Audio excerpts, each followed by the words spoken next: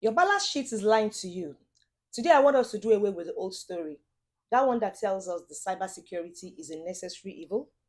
That one that tells us that cybersecurity is a cost center that drains resources and delivers nothing but an absence of bad news. My goal today is to introduce you to the new capital of what I have called the connected age. We're going to look at how your security posture, that very thing that you have been told is a burden, is going to be revalued by the market. We're going to be looking at how it's being revalued from a liability on your profit and loss statement to the most bankable assets on your balance sheet. My goal is that by the end of this session, you're going to see the direct line between your defensive measures as well as your valuations. My CFOs in the house, today is your day. We're in a space where the problem is no longer just the threat of breach, because the deeper, more corrosive problem is the trust deficit. We're in a world that is filled with infinite noise, a world that is filled with constant scandals. We're in a world where your customers, your partners, your investors only have a single screaming question, just one question: can I trust you? Can I trust you? Interestingly, your marketing plan may say yes, your financials may even suggest yes, but a single vague security posture may tell them probably no, or sometimes it says maybe not.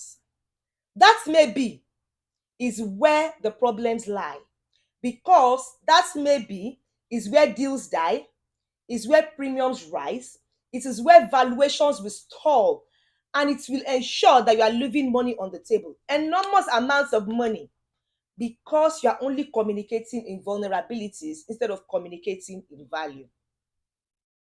So my goal today is to ensure that you start communicating in value so that you stop leaving money on the table. In your mind, I need you to make a shift, all right? The pivot I want you to make today is to stop managing your security posture and start cultivating what I have called an integrity asset. This is not semantics, okay? A posture is defensive because it's a cost. However, an asset will produce value, an asset will generate returns, and most importantly, it will appreciate. That's why your integrity asset will become the most demonstrated, provable evidence that your organization is responsible in a reckless world. It's the unbreakable promise that you are going to be making about your operations every single day. That is one of the reasons why I need you to make a shift from thinking about your security posture and turning it into what I have called an integrity asset. I want you to know that if you're able to make this shift, if you're able to turn your security posture into an integrity asset, you're going to stop buying insurance and you're going to start issuing trust dividends. Now, the dividends can give you what is called three hard currencies. It's going to come in three hard currencies. It's going to pay you out in three hard currencies. Number one is commercial leverage. Number two is capital attraction. And number three is brand authority. What that means is that with commercial leverage, you are going to be able to command premium pricing as well as favorable terms, because you are no longer paying attention to risk. Instead, you are going to be de-risking every partnership. All right. Then with capital attraction, your investors will be ready to pay you a premium because you have a resilient, defensible business. There's a difference between having a resilient business and being able to show it, having a proof that you can show it. Most importantly, what this will allow you to do is show that your security has become not only a defense for your organization, but a fortress. Now, with brand authority, I want you to know that in the time of crisis, your assets will become your shield, because it's going to be turning a potential catastrophe into what is called evidence of your operational excellence. I want us to discont I want us to think about how we can build your assets using three pillars. We are going to be using three pillars. I always give you a framework, you know that. But today, I want us to think about how you can build your integrity assets using three pillars. The first pillar I want you to think about is your ability to turn your promise statements into an action. Over time, I have explained to you what a promise statement is. For those who have not been following us or are watching us for the first time, I have told you categorically that what that means is that when you take your compliance policies, you take the first three sheets, the ones that actually affect your businesses or your business operations, and ensure that you're able to take some rules out of it. From there, inculcate a promise statement that your organization lives by. It's not just one that you are going to be laminating. No, it's not just one that you're going to be looking at. It is one that your organization will be living by. You need to understand that this is how you articulate how your security promise will go not only in your daily life, and you are not turning that promise into fiction. This promise is something that you are going to be living your culture. Let me use a better word. Your organization's culture will be living by that promise. What I want you to do is factor integrity into your operations. What that means is that you are going to be integrating those core security principles that you have inculcated into your trust promise, into your software, your product development life cycle, your hiring reviews, your vendor onboarding. It's going to become the security story that you are going to be telling in every review. It becomes the trust metrics that you're going to be reviewing in all your leadership meetings. Like I said, it is going to become a way of life for your organization. It becomes a culture. That way is going to help you to transform that promise from what is called a marketing tactic into true mechanics. You will start generating continuous internal proof. You're going to be generating what everyone can pinpoint and see as evidence. That is the raw material of your assets. Number two, I need you to move from fair into finance. What this means is that you need to start measuring your resilience in dollars.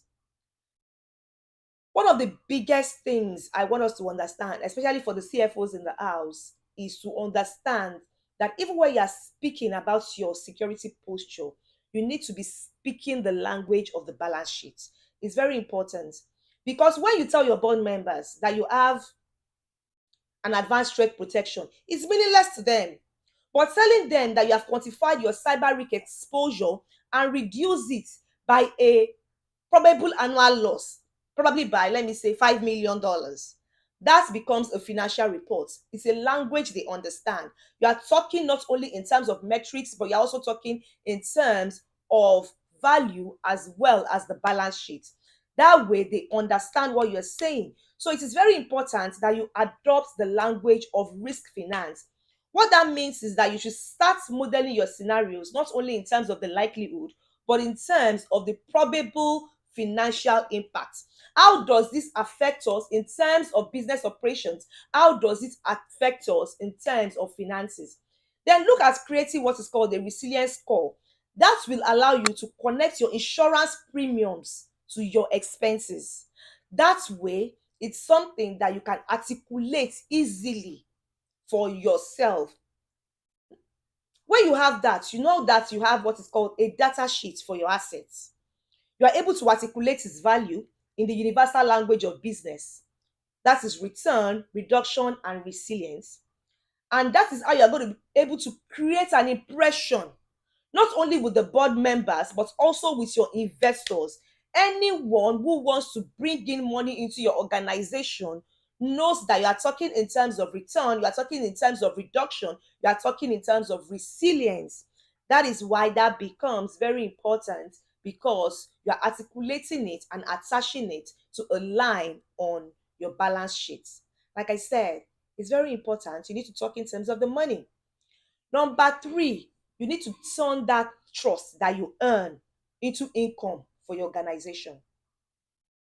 One of the biggest lessons I have learned that a lot of organizations are making, I'm going to call it a challenge that a lot of organizations have, even when they have become resilient, is the fact that they don't actively trade on the trust that they have built. They turn their security into a secret instead of turning it into something that the market will see. I'm not asking that you make it a patent. No, I'm asking that instead of making it a secret that you're only proud of sharing internally and no one is seeing it, I'm not asking that you go and patent it or you license it. That's not what I'm asking of. I'm just saying that you need to be able to flaunt it in a way that will bring revenue back into your organization. You need to proactively monetize your integrity. Believe me, it's not bragging. It's what is referred to as strategic communication. Every time you are talking about your request, um, RFPs, your request for proposals, it's important that you inculcate your resilience metrics into them. It's very, very important that you inculcate your resilience metrics into your request for proposal responses. Also, I need you to start featuring your compliance certifications as well as audit certificates as part of your value propositions. Don't make it a checkbox. No, develop a trust brief for your investors. That way, you outline what is called your security governance as a key component of your long term value. Those are the ways that you can flaunt your posture and ensure that it is bringing money back into your organization. I want you to know that once integrity assets start generating direct revenue, it will lower your cost of capital, it will become a business development engine, and it will become a strategic defense barrier because it's going to start paying for itself and then it will start paying for you. It's going to start paying for your staff. It's going to start paying for all the business operations that you need to be activated within your organization. So let's do a quick recap about what I just explained to you right now. In order for you to be able to ensure success, number one, you need to execute your promise statements into your daily operations. I think I've mentioned this so many times. Ensure that your promise statement becomes a part of your daily operations. It's not something that you are running to do just when the auditors are coming. It's not something that you are running around for because you are working on it quarterly. It is something that you are implementing on a day-to-day basis as a part of your operations. Then secondly, you need to start measuring your resilience in terms of financial value. That way, you are speaking value to not only your board members but also your investors. Number three, I need you to monetize the trust that you earn into what is called a market advantage. You are going to be turning that trust that you earn into a market advantage. That is what is referred to as the life cycle of the integrity asset. Once you are able to do this, you are going to create what is referred to as the life cycle of an integrity asset. The truth of this shift is the fact that it is not a philosophical one, no, it's tactical. So the first move should be an audit. It's not an audit of your systems, it's an audit of your asset potentials. All right? Ensure you do this before the end of the year. It's very important that you initiate a critical assets integrity audit before the end of the year. Get your team members, especially your leadership team members, get them together, then ask three questions. Where is our promise operational? Can we quantify our resilience? How are we monetizing our trust today? I'm going to ask that question again. Where is our promise operational?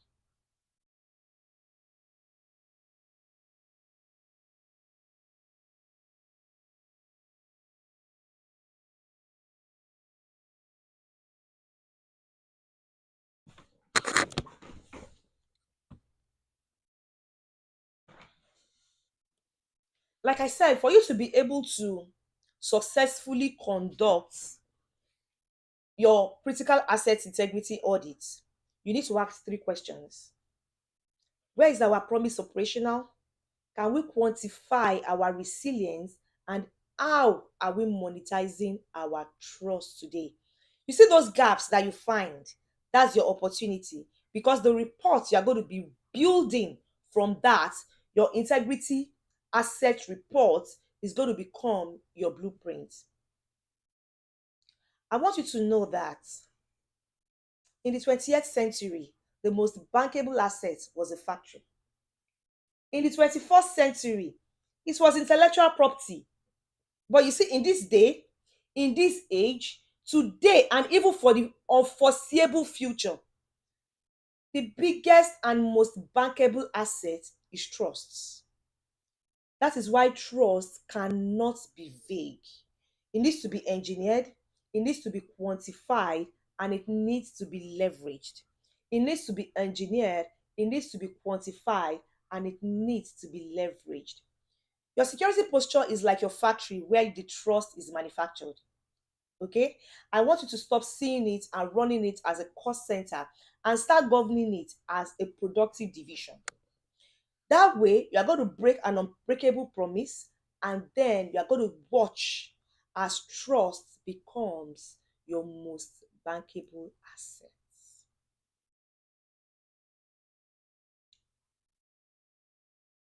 For my CFOs in the house and for the founders in the house, it's very important that you turn trust into your most bankable asset. Mostly, like what I said, we are no longer living in a space where intellectual property is the most bankable asset. That was in the 21st century. No. Trust is the most bankable asset at this point, at this time, in this age. So it is extremely important that you engineer the trust, you monetize it, and you leverage on it. Build an integrity asset by turning your security posture into what I have called an integrity asset. I want to appreciate you and thank you so much for joining me today. Wow, it's been another beautiful session. I know it's a one that matters a lot to the growing organizations, especially those that speak to investors as well as those that are more in terms with the financial side of what their operational costs look like. I want you to ensure that before the end of the year, you do your integrity assets audits. It's very, very important because even if you're a small organization that is trying to grow, you can start building your integrity assets at this point in time so that as your organization grows, it's not something that you are running around to do. You already have it in place, and trust is the most bankable asset that your organization will have. Don't forget to send in your questions. Remember, this is a community where we are working together to use cybersecurity as a leverage to grow and build our organizations. Until I see you again on Tuesday, don't forget to send in your questions. Have a beautiful, amazing, productive week and enjoy your weekend.